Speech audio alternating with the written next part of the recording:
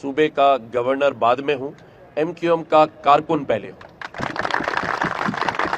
M Q M Pakistan ہے جو اپنے کارکنوں کو گورنر بھی بناتی ہے، چیئرمین بھی بناتی ہے، ایم این اے بھی بناتی ہے، ایم پی اے بھی بناتی ہے اور میئر بھی بناتی ہے۔ ایم کیو ایم پاکستان نے اسپیشل کراچی اور حیدرآباد کے لیے لڑ کر پیکج لیا ہے، تو یہ پیکج بنیادی پیکج ہے۔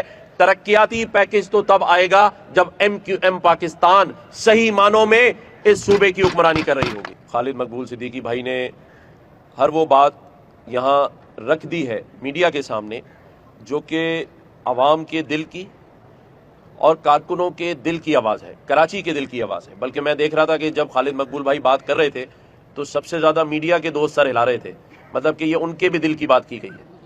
تو یہ کراچی کا اور اس صوبے کا مقدمہ ہے۔ میں صوبے کا گورنر ہوں، مجھے ڈاکٹر خالد مقبول صدیقی بھائی نے آج یہاں آنے کا کہا۔ میں نے ان سے کہا کہ میں صوبے کا گورنر بعد میں ہوں، ایم کیو ایم کا کارکن پہلے ہوں، اور یہ وہ ایم کیو ایم پاکستان ہے جو اپنے کارکنوں کو گورنر بھی بناتی ہے، چیئرمین بھی بناتی ہے، ایم این اے بھی بناتی ہے، ایم پی اے بھی بناتی ہے اور میئر بھی بناتی ہے۔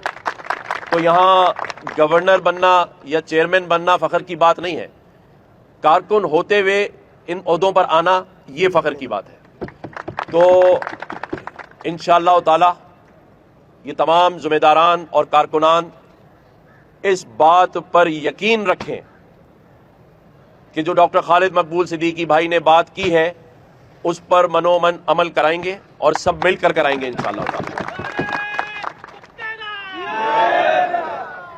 میں صرف یہ واضح کرتا چلوں کہ یہ جو فنڈز کراچی کو ملے ہیں اور حیدرآباد کو، یہ ایم این ایز کے فنڈز نہیں ہیں، یہ ایم کیو ایم پاکستان نے اسپیشل کراچی اور حیدرآباد کے لیے لڑ کر پیکج لیا ہے۔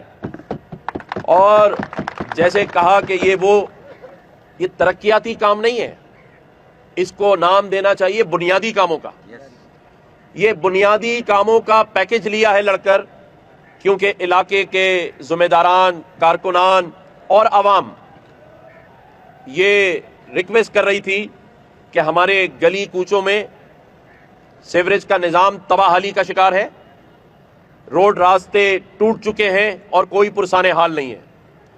تو یہ پیکج بنیادی پیکج ہے۔ ترقیاتی پیکج تو تب آئے گا جب ایم کیو ایم پاکستان صحیح معنوں میں اس صوبے کی حکمرانی کر رہی ہوگی انشاءاللہ تعالی۔